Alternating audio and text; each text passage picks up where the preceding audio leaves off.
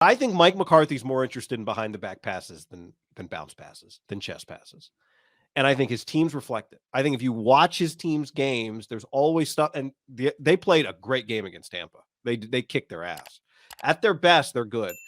But I think that sometimes that characteristic of his somehow shows itself in his teams. And I was texting with a buddy of mine who played for Harbaugh and McCarthy. I'm like, what do you think of this comp? And he didn't really like the comp at first. I started explaining it to him. He's like, well, the one thing about Mike, and he loves Mike.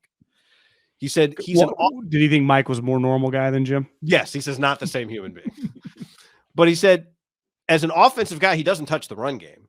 So, if you're an offensive play caller who doesn't touch the run game, he said, in my experience, those pass game coordinator only guys just see the run game as filler until they can throw another pass. And it really, at the end of the day, can't, if you're really going to have it work efficiently, it can't work like that, which is what's great about Kyle Shanahan.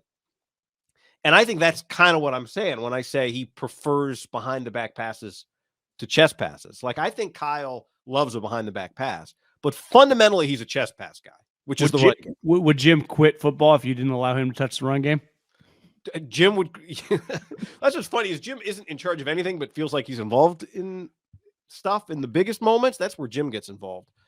So I think it's a fundamental flaw of McCarthy's teams, and maybe it shows up today. It showed up last year when the Niners and Cowboys played.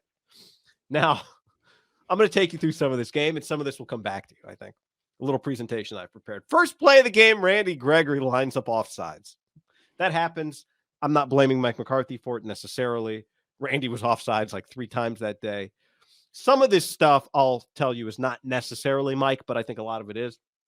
I do think this is a reminder. The Cowboys tried to jump the snap count a million times last year, and they did a couple times actually successfully. But Micah on the far end there. Micah Parsons is also just about offside. All right. Early in the game, the Cowboys run a hook and lateral, kind of, except it calls for Cedric Wilson to throw a sidearm pass on the run at his own 20-yard line. This is idiotic. This is absolutely idiotic. This is malpractice. Now they're down 10-0. It's the 3rd and 16, first quarter, desperate times, desperate measures. This is what I'm talking about. You know who they're throwing the ball to here? Tony Pollard, who it turns out is just their best running back. But they didn't hand him the ball last year. They tried to throw him. I don't even know what you call this play. Hook and ladder. Kinda. But a way lower percentage. This ball went skipping out of bounds. And of course, if you watch it, it was there. Like, it was going to work. Well, Guy, what's the most famous hook and ladder play of all time? Kellen Moore. Well, Boise State, right? Not Kellen, but yeah, Jared. Yeah, so it's like, this is where you're McCarthy. This is a Kellen Moore trick play from his Chris Peterson Boise State days, right? Yes, it is. Kellen loves this shit. I think Kellen would be well served to coach for a defensive head coach who calms him down a little. Just all right. Next up, John. Really quick, because of rights, we can't play the play on YouTube. Does he complete this? No, it's not even close. What, does it go over his head? It goes skipping out of bounds. Look, he's 7 yards behind where he's trying to throw the ball. Well, because you can only pitch it backwards. You can't pitch it forwards, right? So he's got to keep the mesh point.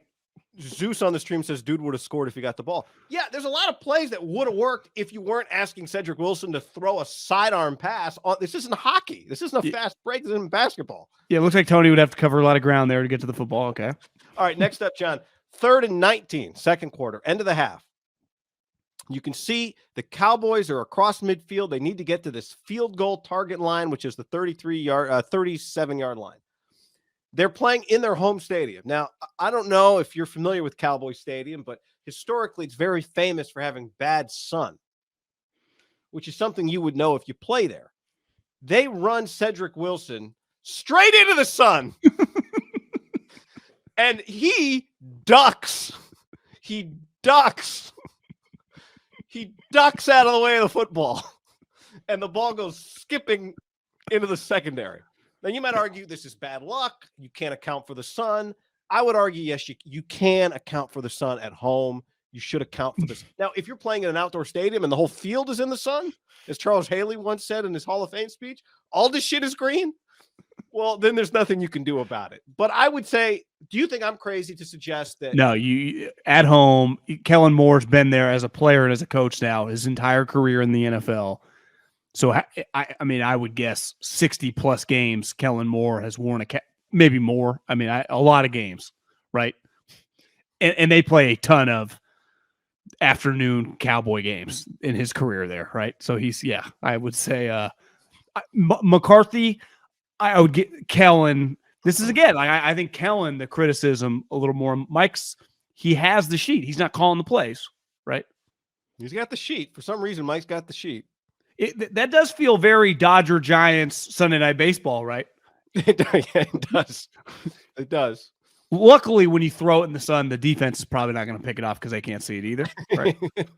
Smart move by Cedric Wilson to duck. You don't want to deflect the ball and went over his head, correct? Yeah, just went over his head because he hit the deck. I like Cedric Wilson. That was a good pickup by the Dolphins. Next up, this is not necessarily a weakness here. This I just thought was fun. To your Kellen Moore point, this is a play they run 16-7. The Niners are leading third quarter. These are two offensive linemen, if you can see here, lined up in the backfield, who then run routes. Here they are on the screen. They're both clapping for the football. Just something kind of clever. I'd say maybe too clever.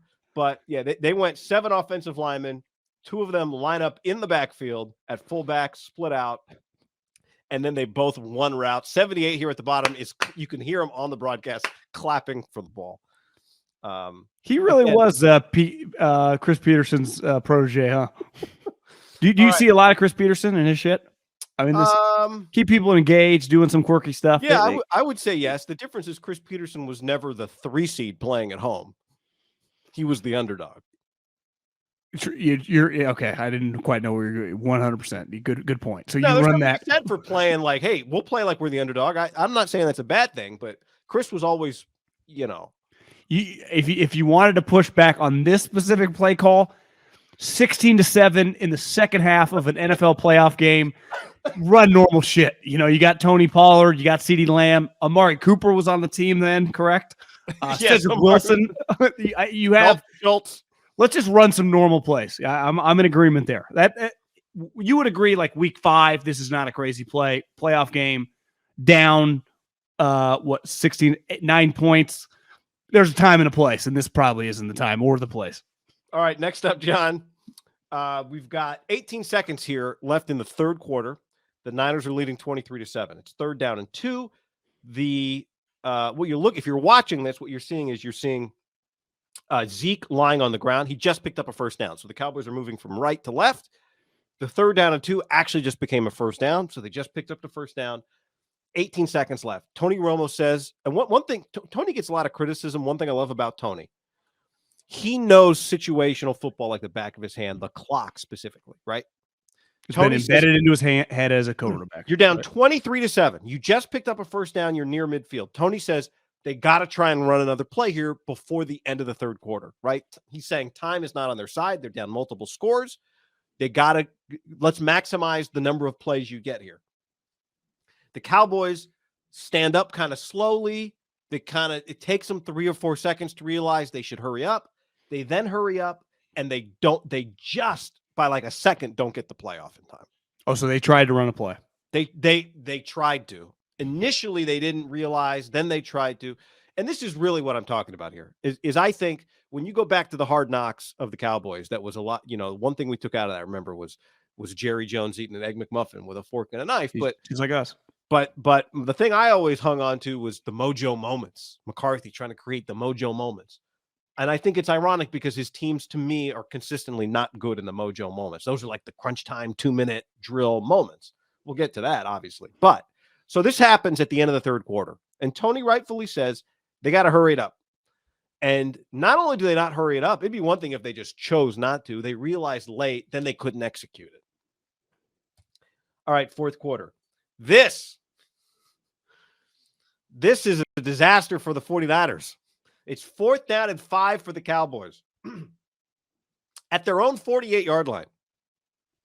Tony Romo actually says, excuse me, I think they should go for it. They line up to punt. Jay Feely says the 49ers are in fake punt defense. So the Niners are not caught off guard by the fake punt. Well, 10 of them aren't caught off guard. Josh Norman, remember, was on the 49ers. And as everybody else plays punt defense, fake punt defense, Josh Norman wheels and sprints to the goal line to set up the return. Well, they're punting from the 50, right? Is that where the ball is, basically? Yeah, the ball's at about the 48. Okay. So that was a play, and this was, I would say peak Hightower moment. Now, should Josh Norman have been on the field? Remember, they were clearly your DBs play on punt coverage, so Charvarius would not, but for the most part, the Niners, they didn't have many options last year. That was, I remember vividly sitting there thinking that was one of the crazier things I'd ever seen after they had said, like, they had known it, but he didn't. That to me gets back to, that to me is a reflection, like, if this is all negative on McCarthy, like, that's on Kyle. Because everything that happens on his staff is on him. That moment, like Hightower, that's inexcusable. Inexcusable. That was an embarrassing moment for the Niners, which I would say gave life for the Cowboys in this game, right? Well, it turned into, some may remember what happened next, which was Bones, the Cowboys special teams coach. They just dialed up this sweet special teams play. But what happened next was insane. And this goes back to McCarthy. This goes back to 2 offensive linemen lined up in the back. This goes back to all this stupid shit. The Cowboys, after picking up the first down, leave their special teams unit on the field. It's first down. I remember that. They leave their special teams unit on the field, and Tony Romo immediately says they're trying to get the Niners to take a timeout. Shanahan and D'Amico, nobody flinches. They don't call a timeout. So the Cowboys then have to go full line change. They have to take their special teams unit off the field and get their offense onto the field as the play clock is rolling. I'm showing a picture to those of you watching. There's 16 seconds on the play clock as the special teams unit goes off and the offense comes on. Well, what does that mean? You have to give the defense time to substitute. The Cowboys don't snap the ball in time and get a delay of game penalty. This is peak idiocy. This is peak trying to throw a behind the back pass when a chest pass will do. This is so freaking stupid. Watching this thing back now, that's the dumbest play. That's the dumbest play in the game. If I was doing a Cowboys post game after this game, I think I would have called for Mike McCarthy to be fired. Like, this is so stupid. I can't even emphasize how stupid this is. What are we doing? You're down 23-7. You just got a first down. Credit to the Niners because they actually needed the timeout later in the game. They ended up using the timeout late. They had too many men on the field on the Cowboys' last drive. So the Niners it was a good thing they didn't use the timeout. Well, why would you call a timeout when they're in punt formation on 1st and 10? It's the dumbest. The idea is that they are too dumb to not get frazzled by this, right? That's the approach you're taking here for the Cowboys is not we're going to outsmart them. It's we think they're too stupid to see what's happening here. And of course, the Niners. But have you ever seen a punt team in that situation come stay on the field on 1st and 10? Never. But it just requires the other team to panic. And what you're doing there is you are requiring the 49ers to panic. You are banking. No, you're not requiring. You are banking on them panicking. I feel. Do you know what's dumb about that? Thinking about it right now, that move actually makes more sense when you're up a couple scores late in the game in the playoff, just hoping they will just unravel. Yeah. If the Cowboys had been up 23-7, it'd be like they're so frazzled, maybe they freak. Down, like you said, is malpractice. Your only goal down basically 2 scores, right? 2 touchdowns and 2 points is to score. To what anything that slows you down to get your offense back to continue to roll is malpractice. That could be the low point of all their offsides and even the Dak slide at the end of the game. This moment's an all-timer. You could argue it's closer to the Chuck Pagano, Pat McAfee punt snap than I think ever gets discussed. I'd forgotten how stupid this is, but this is Hall of Fame stupid. You don't do that as a team trailing by 2 scores in the 4th quarter. when time is of the essence. Yeah. You just got a big play. And again, who are you coaching against? I think Kyle Shanahan's pretty I think he's pretty even keel, pretty smart. Well, part of this exercise, their coaching staff's the same, right? Bones is their special teams coach. Kellen's their offensive coordinator. Mike, Dan Quinn, their core group of coaching. Our guy Nussmeier still on the staff. It's their cohesion in the last 2 years is the same with the Dallas Cowboys. They end up kicking a field goal on this drive. Okay. Stupid. By the way, it's not just the substitution part of it. You have to understand, I did a football game. I did an Air Force game this year, and I asked Troy Calhoun, who's Air Force's coach. I was just like, how much time do you need on the clock to substitute? Because they would run guys on, run guys off. Because my question was, if an offensive team substitutes pretty late, you as a defensive team can take advantage of that by taking your time substituting, knowing the referee is going to hold them up. And he said, yeah, actually, I think if you're subbing under 18 seconds, you're putting yourself at risk as an offense, knowing that the defense is going to sub and knowing that the official is going to hold things up for them. So he knew immediately as a coach. He knew immediately. I think 18 seconds, you are playing with fire if you substitute under 18 seconds. That was his answer. There's 16 here. There's 22 people on the field for the Cowboys. It's a tough look. And look at this. There's a guy on the near side, John. He's on the near side numbers. So he's not going to get off the field until, 13 seconds? Well, here's the thing. Part of, I bet if we talk to most offensive coaches, part of substituting is not as much as, especially at the highest level of Power 5 football or the NFL. They're always going to have time to make their moves. If you're trying to get Greenlaw off the field to get Alshire in or whatever, it's about ultimately the matchup. My player versus your guy. You're going to get him on the field. I just think that my third wide receiver is better than your nickel corner. Or if I say in a, two back offense and you're, three linebackers on the field, whatever. It's not about running it on and off the field. It's about once the ball is snapped, we have a set advantage at X, right? It's not to get you moving at rapid speed going on and off the field because you just put out the rules of equality. You don't get to do it that way. The end basketball is the same way, right? When you sub off and sub on, they get the opportunity to do the same thing. This isn't you can't just hit some curveball when you don't know it's coming. It's damn, they got 7 wide receivers on the field. We got 8 defensive linemen. That's not the way it works. It really is an all-timer, which I think is completely lost. Partly because of the way the game ends. And then there's this, which is, 14 seconds.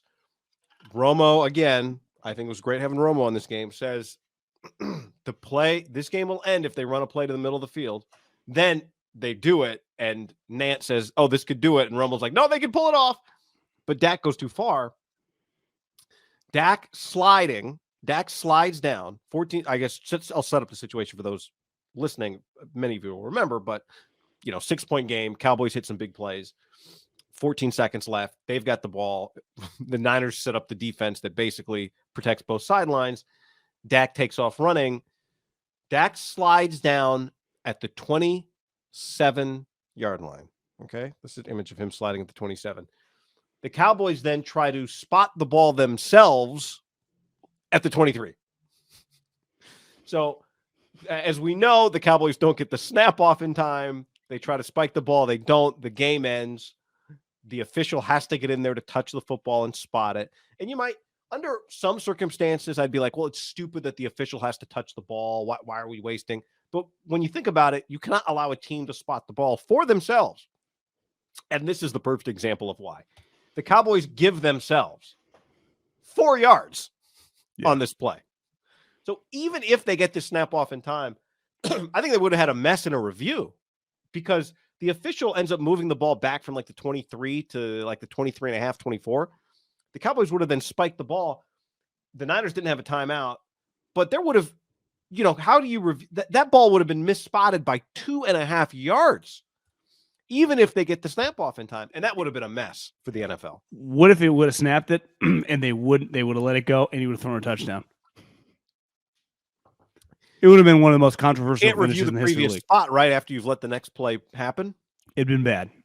I think one thing I think definitely the college rule book has this is there are like extenuating circumstances can allow for correction. Force majeure. Force majeure. That's right. So, late game situations is what everybody works on in every practice. You've been at practices, college and NFL. You've worked for teams. You've been at practices, scouting players. Everybody works at this. Cowboys too. Mojo moment. And in their mojo moments, I think they're more likely to screw it up than get it right. And I think that's part of a Mike McCarthy team.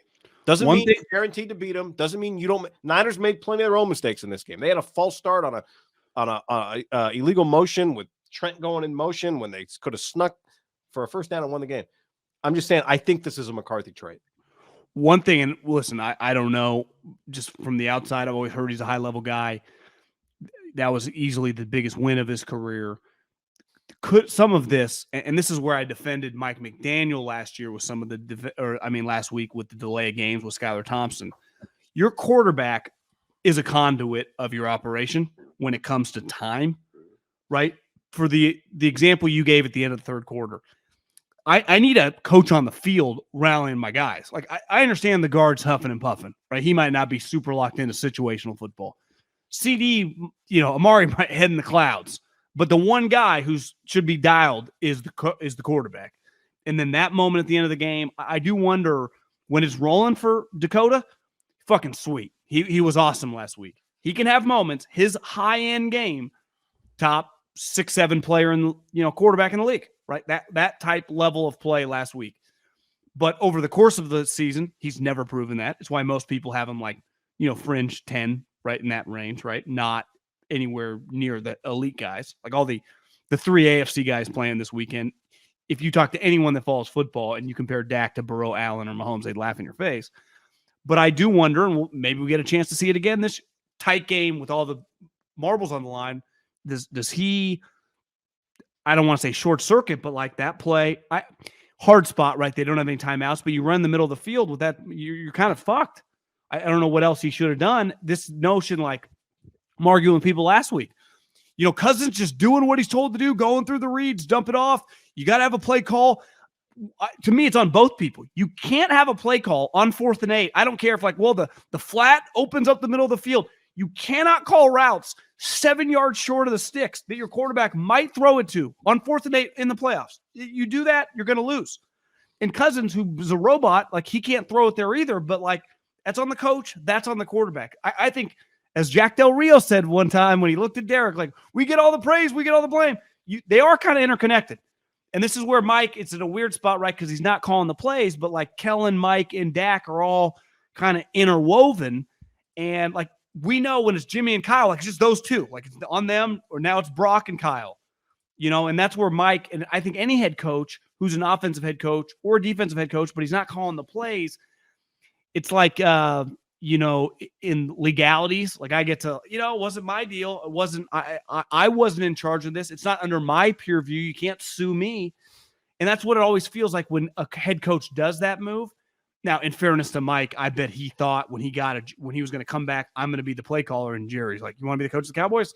The little dude from Boise, he's calling my plays. Yeah. But it does reflect the whole operation, and no different than, it does feel like the 49ers have got better at situational football. Has the coaching staff gotten any better since Brock, or is just Brock's better at it than you are? Very dependent on your quarterback is ultimately what I'm saying. On him, just this is the highest level, a lot of pressure. It's why we give the top guys so much praise, because it is intense. It is hard. It's why Cousins, kind of folds.